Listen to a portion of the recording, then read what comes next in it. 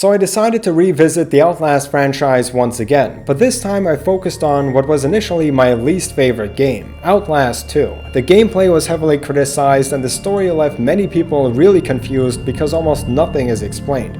But after doing some research, it turns out that the story is one of the darkest and most insane that I've seen in a long time. Much like the first game, you're sort of tricked into thinking that this is just a run-of-the-mill horror experience. But if you look more carefully, you can see that it's about a man slowly losing his mind and experiencing increasingly intense hallucinations. Eventually, that line between what's real and what's not gets so blurry that you can no longer tell which parts are only in his head. We play as Blake Langerman, who we soon find out has such strong feelings of guilt from his childhood that even as an adult he's haunted by the events that happened during an evening at his school. His psychological trauma is so powerful that his mind eventually regresses back to that of an elementary school child, and it's pretty saddening to watch. There are so many different subplots that are unfolding simultaneously, and we're experiencing this from the point of view of a highly unreliable main character that has an increasingly distorted perception of reality. All of this leads to a pretty mind-bending narrative that requires a lot of explanation, and even then there are some questions that aren't answered at all. This is why I'm going to be splitting this video into two parts. This one will focus on the psychological horror aspects, the visions and hallucinations Blake experiences. The second part will focus on the connection Outlast 2 makes to real-life cults and how the game is trying to bring attention to dangerous beliefs that still exist today. Now, I'm not going to be summarizing everything we see, but there is a lot happening in these first few minutes which sets up the story. The game starts off with you, Blake Langerman, and your wife Lynn in a helicopter. The dialogue reveals why you're here. I'm Lynn Langerman, here for NewsTomorrow.net. We're flying past the Havasupai Indian Reservation in central Arizona in search of the origins of murder victim Hey, Lynn, Jane Doe. I don't think you should say murdered. We don't know that. You're working on an investigative journalism piece focusing on a woman who walked out of a forest 8 months pregnant, alone, and was found wandering alongside a highway, barefoot, in the middle of nowhere. According to a very suspicious police report, she allegedly strangled herself to death. The reason why we're flying over a forest is to see where this Jane Doe could have come from. But before we get any answers, there's a bright flash of white light and the helicopter crashes.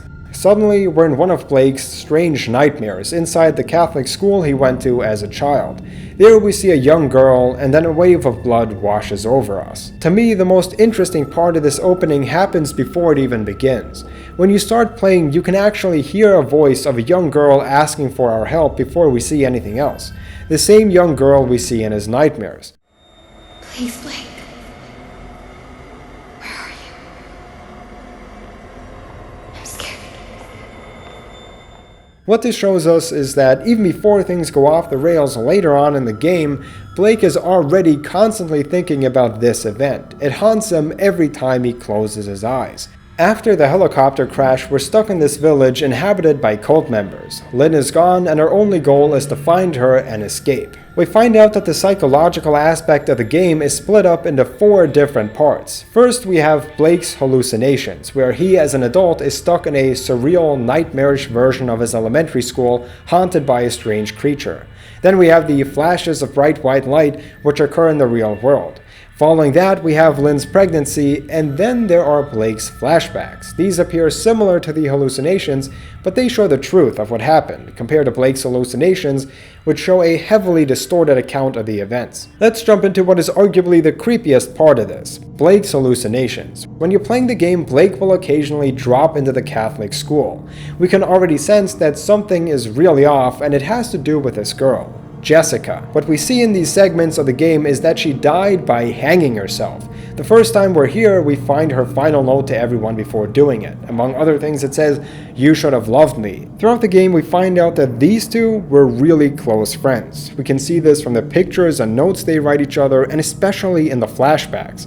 So regarding Jessica's death, Blake feels incredibly guilty because he was unable to protect her. The exact reasons why will become more obvious as the game goes on, but in a general sense, Blake blames himself because maybe he could have prevented it. Perhaps if he had loved her more, she wouldn't have done it. That's what I think he thinks. The next few times we're back in this school, we see the girl hanging from the ceiling as well as different hangman drawings. And that's all Blake can think about. Jessica died and he didn't stop it. This message repeats in his head over and over again. This causes a massive buildup of guilt in his mind.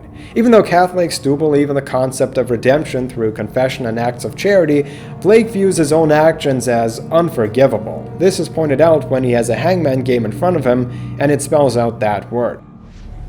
Unforgivable. Yeah.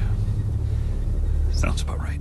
It could technically also be about Jessica's hanging, but since the school segments are specifically about Blake's guilt and his wrongdoing in the past, it makes a lot more sense for it to be about him. Now, I think the reason the developers chose a Catholic school setting could be for multiple reasons.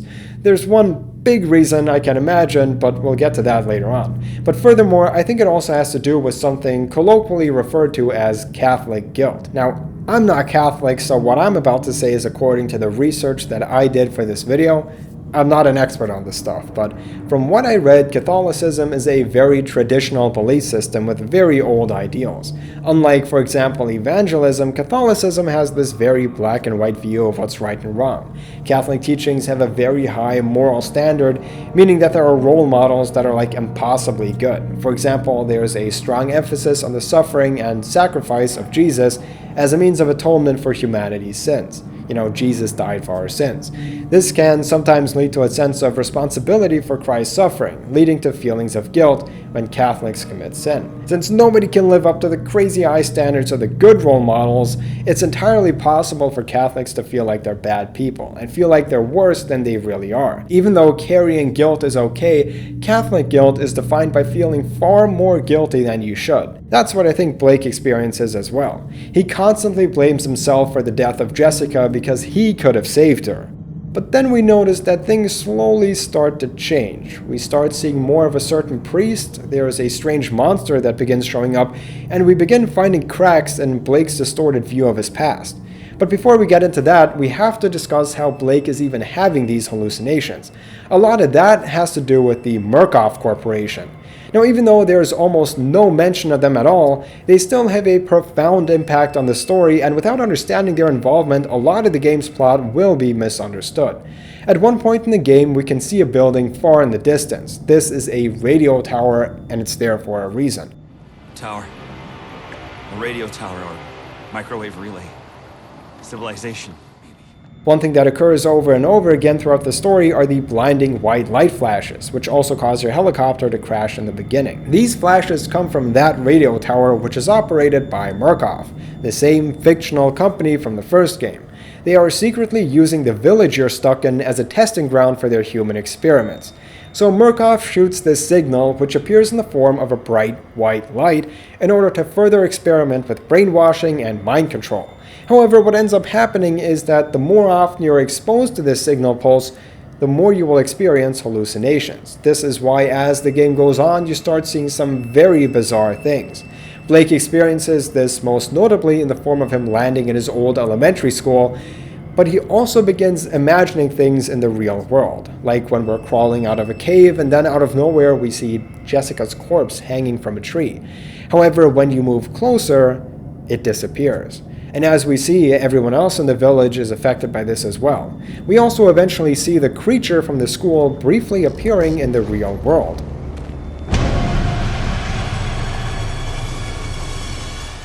But what exactly is this thing? To answer that, we need to go back into Blake's hallucinations. So, like I said, Blake feels responsible for Jessica's death, but there's something else that feels strange. We see this priest named Father Loutermilch. At one point, we walk to an old computer and read an email sent between two teachers of the school. It reads that Jessica shouldn't go on a field trip and instead spend the time at the library, because Father Loutermilch fears that she'll run away.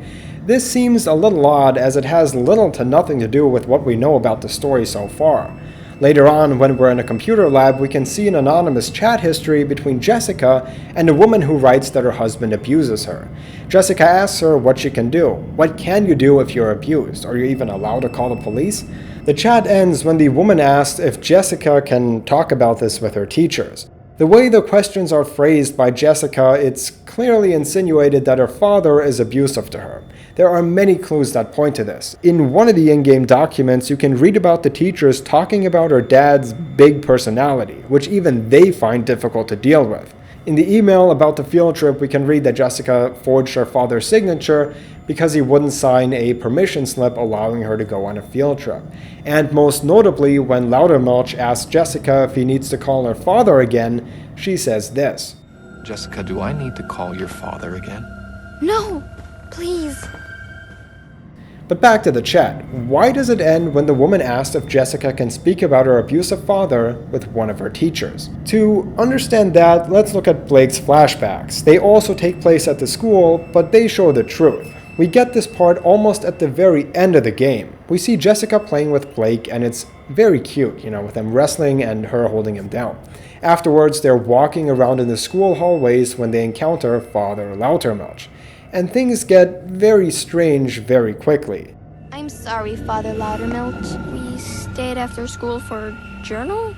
We were just leaving. Let's step back into class, please. Blake? You're not in trouble yet, Blake. You don't want to get in trouble, do you? Just stay with me. Loutermilch tries to separate the two and wants to be alone with Jessica. He does this by exercising more and more pressure on the kids. Jessica, do I need to call your father again? No, please. I only want us to be friends. Nobody's in trouble yet. Does one of you think you can make this right? Jessica? Jessica, look at me. Will you pray with me?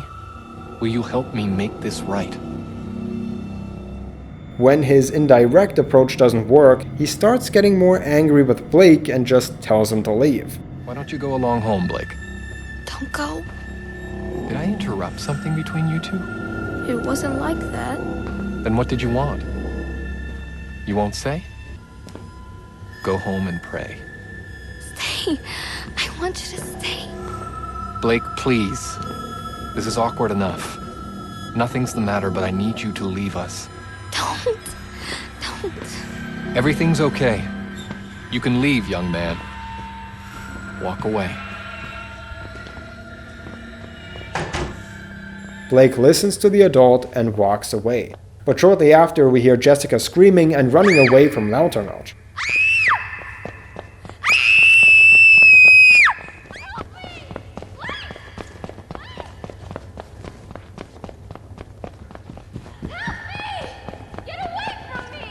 Blake runs after her and eventually walks into a stairwell where he sees Jessica dead.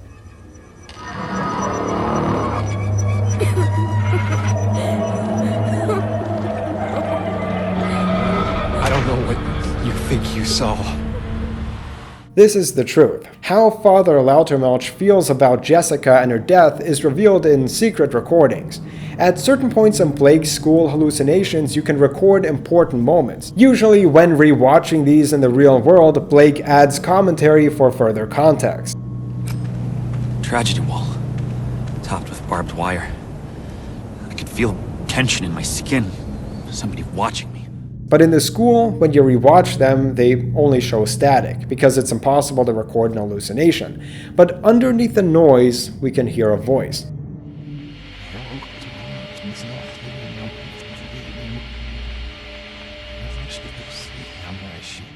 However, it sounds scrambled. If we take these recordings and play them in reverse, which requires you to physically record them in real life, put them into an editing program and play them backwards, you can hear a voice talking to you, and it's the voice of Father Loutermilch.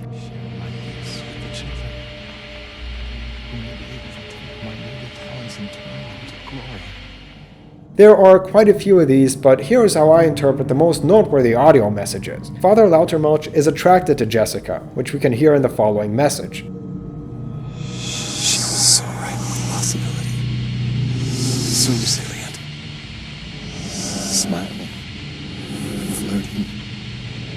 Never gonna be the power she had. Considering everything we see in the game, especially Blake's flashbacks where Loutermilch touches her inappropriately, It's clear that he's referring to Jessica, and he likes her a little too much, a lot too much actually, so much so that she has this power over him and he feels very drawn to her. But in another recording he says this. Dear Lord, sweet Jesus, forgive my sins and accept my gratitude. Thank you, God, for killing my child. But why would Father Loutermilch thank God for killing Jessica? Well, he also says this. You removed the temptation beyond what the flesh in me was able to resist. What I think is the temptation he's talking about is Jessica. He's very drawn to her and began abusing her and was about to go, like all the way basically, committing the arguably worse sin. But when she died, that temptation wasn't there anymore, clearly. Her dying stopped him from doing something even more horrible than he already did.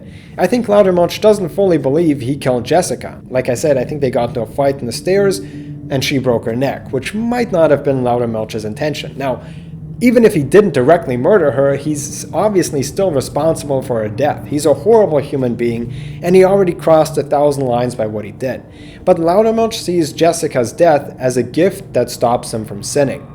But then why does Blake have this strong feeling of guilt if he's not responsible for Jessica's death?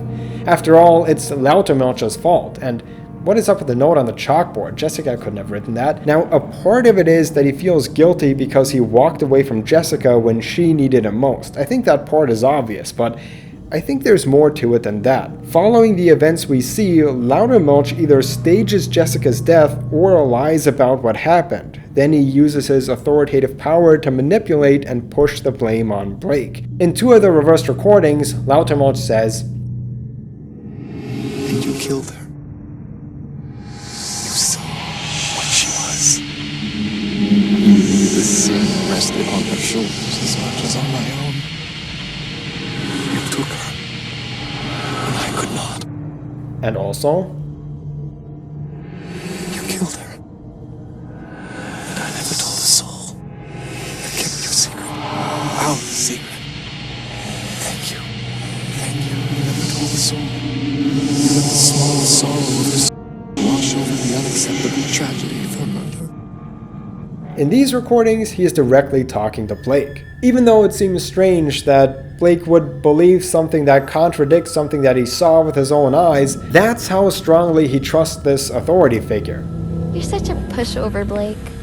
He believes the lies of Loutermilch and believes in them so strongly that even all these years later he still blames himself. Loutermilch wrote the note on the chalkboard and made up the story of her hanging to avoid any legal consequences.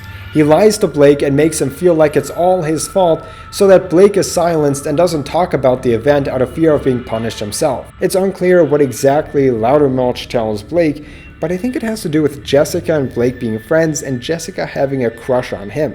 But Blake loved Lynn, not Jessica. Loutermilch probably knew some of this and made Blake feel like her death was partly due to Blake not loving her. That would explain why in his hallucinations he finds notes reading Jessica loves Blake. Especially in Catholicism, you have these strict hierarchical power structures of popes and priests, and you're taught to listen to these authority figures. And that's what Blake does. He listens to authority without questioning it, and Loutermilch abuses that. Even though Blake truly believes that he's at fault for Jessica's death, deep down in his subconscious, I think he knows that it's Loutermilch who's at fault.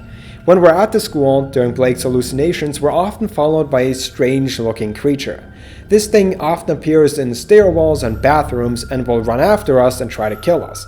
Now, I didn't actually understand this until someone else pointed it out, even though it seems kind of obvious, but the monster we see in the school halls is Father Loutermilch. It's his demonic form. The figure has the same birthmark and haircut, but with many arms protruding from his body. I'm really not trying to make like a shitty pun or anything, but I really think that this is because he is very handsy and inappropriately touches Jessica. It makes sense because this is what Blake vividly remembers, and I don't think that a little kid has the capacity to fully understand what he did. All Blake sees is him uncomfortably touching her, and Jessica's scared reaction. The same goes for the death animations. When Loutermilch kills Blake in his visions, he does so by violently sticking his tongue down your throat. This shows Blake's innocence as a child. When he was young, all he understood so far about relationships and women is touching and kissing. This is what he talks about in some of the cutscenes. Lynn said you haven't even kissed her yet. What? Like in Beauty and the Beast? Oh, you mean drama. The play. We're saving for the, actual night. Uh-huh. We are. Okay. So that's what he pictures Loutermilch as, someone who touches and kisses you, but in a very wrong way. The creature is covered in blood because Loutermilch has blood on his hands when it comes to the death of Jessica, and I think the reason the demonic form exists is because, for one, it drives up our fear factor towards Loutermilch and further puts us in Blake's shoes. After all, why would we be afraid of a bald douche? But of course, also in Blake's subconscious, this is Loutermilch's true form. Not a regular person, but a monster. I think one of the most interesting things that happens in the school is the library sequence. In the email I mentioned earlier, where Jessica is not allowed to join the field trip, she will spend the day at school. Now, most of the time when Loutermilch's demonic form appears, it's in bathrooms or in stairwells. This is because these locations are significant to his character. When we're in the pool area and go into the changing room, we can hear a banging on the toilet stall door.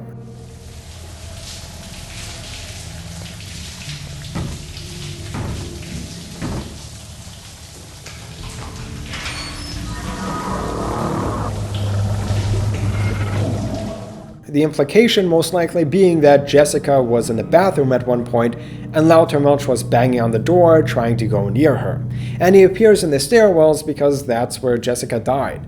The locations where he appears very often carry some sort of significance. So when Loutermilch appears in the library, he's most likely there for a reason. The way I interpret this is that Jessica experienced the worst of Loutermilch's abuse in here. The fact that in Blake's mind the library turns into some kind of impossible maze shows us that in his subconscious, Blake knows how Jessica felt. She was in here trying to avoid Loutermilch, who was creeping after her. And since it's a maze, the idea is that she was trapped and there was no easy way out. The placement of the sequence is also interesting. It's near the end of the game, just before the climax. In storytelling structure, this is where the most notable parts of the story happen. So what we see is Loutermilch being attracted to Jessica, constantly getting closer to her, trying to disturb her while she's in the bathroom. Then one day, while everyone is out on a field trip, he abuses her in the library. Sometime later, while everyone else is home and only Jessica, Blake, and him are at school, he tries to do something even worse. Jessica screams, runs away, they fight in the stairwell, and she dies. It makes sense that the game doesn't explain a lot of these things outright, because when we have, like nightmares, we usually don't quite understand them ourselves. They mean something and can be connected to our real-life experiences, but we often don't understand how or even why. Blake shouldn't explain out loud to us what exactly is going on, because it would be contradictory to the game's central themes of psychological trauma. This is also why it makes sense for Blake, at least in his nightmares, not to fight back against the monster. He's still haunted by his past and can't just conquer it. So beating up the monster and hitting it would in a weird way show Blake standing up for himself, which he doesn't do. He simply runs away and tries to hide. Overall, the game is trying to show the dangerous consequences of unchecked power. In a lot of cases with cults and religions, you are taught not to question authority and to blindly trust people who hold powerful positions. In Blake's past, he's told by a priest to leave when Jessica was asking him to stay. Blake blindly follows Loutermilch's orders and later on believes the lies about himself being at fault. We'll get into this in the next video, but in Temple Gate, the town you're stuck in real life, the residents also blindly follow the cult leader despite him being portrayed as an insane lunatic and a fraud. Merkoff is also related to this. Throughout all three games, we see Merkoff basically doing whatever they want without any consequences because there's no oversight or regulation. In all cases, the result is the same. If not questioned, the result is a corruption of power, where the ones in charge abuse their authority to knowingly hurt people because it serves themselves. So, don't do that. The impact of these actions then again always lead to intense suffering and psychological trauma. By the way, there are also these interesting parallels of mind control between Merkoff, using the radio signal to experiment with brainwashing, the cult, and cults are well known for their brainwashing, and Father Loutermilch with his manipulation, as we can see him changing Blake's perception of reality, which is also a form of mind control, but more on that in the next video. But that still leaves us with arguably Blake's biggest hallucination, Lynn's pregnancy. Now this part of the game seems to be made deliberately confusing, as some of it is really happening but other parts are total bullshit. Seemingly everyone in the game thinks that Lynn is pregnant with the Antichrist, but this isn't really the case. What Lynn is experiencing is a phantom pregnancy. The first clue as to what this is revealed in the previous game's DLC, Outlast Whistleblower. In one of the classified documents we see Jeremy Blair, the main antagonist of that game, voicing a concern to Richard Traeger while he was still working for Merkoff. Earlier records of their experiments show that female employees often experience a so-called psychosomatic pregnancy. These fake pregnancies are characterized by swelling of the stomach and intense pain, but there isn't actually anything there. Lynn is also exposed to Merkoff's signals, so that's how she gets it. But if Lynn isn't pregnant, how does Blake hold the baby in the end? I mean, we see him carry Lynn to the chapel where she appears to give birth, and Blake sees this. Well, this is where the phantom pregnancy and Blake's hallucinations sort of collide. The child is one of Blake's hallucinations. Throughout the game, Blake sees things in real life that simply aren't there, and as we already discussed, more exposure to the bright light leads to stronger hallucinations. The reason why he believes he's holding it is because he keeps getting told by everyone that she is carrying a baby. That, combined with his increasingly intense hallucinations, opens him up to a heightened stage of suggestibility where he believes he's actually holding something. There are numerous clues that support this claim. For one, when you're holding the baby, Lynn says this. There's nothing there. She outright says that there isn't anything there. Then there's Lynn's stomach, which is still swollen after giving birth. This doesn't really make a lot of sense. Now, of course, even after giving birth, the stomach won't just go completely flat, but there's no visible change at all here. Furthermore, in the note Jeremy Blair writes to Traeger, he mentions that more often than not, these phantom pregnancies lead to death, and that's just what happens to Lynn. She dies. And it just makes no sense. There's no way that Lynn can go from not being pregnant to giving birth in what seems to be one night.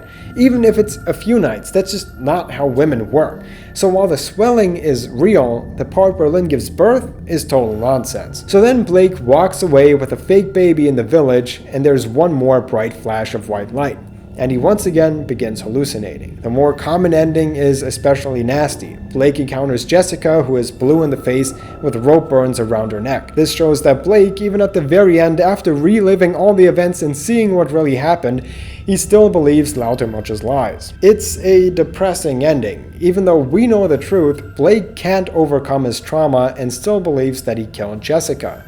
When she says this, I'll never let you go. You never let me go. it seems like she's talking about Blake's trauma, his horrible hallucinations, his feelings of guilt, his visions of Jessica begging for help, Blake blaming himself, the monster chasing after him. It'll never let him go. That will always stay with him. There's even one recording towards the very end of the game where Blake begins saying something really strange in the normal world.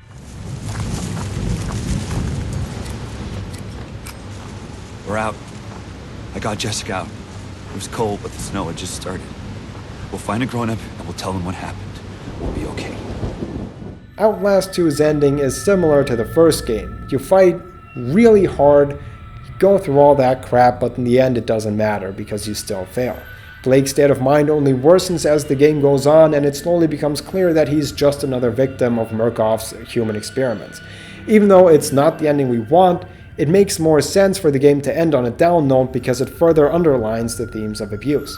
Let me know what you guys think. These videos about games are always quite long, but not long enough, I think. There's always been, up to now at least, so much to sink your teeth into. Much like with the previous Outlast video, this barely covers like a third of the information surrounding this game. So I encourage you to go do your own research, as it can really lead to you seeing this game in a whole new light. It's tough because with the Outlast games there is a deeper meaning, and many hidden details are there, but most people just don't want to do that research, which is fair. So a lot of what the game is trying to say gets lost in a who, what, when, where, why is this happening sort of thing. Many people were kind of just confused about what happened, but once you get more into it, I think you can tell that this game was something really, really special. Anyways, that's it for this video. I hope you guys enjoyed it. If you did, smash like, smash subscribe, and I'll see you guys in the next video. Bye guys.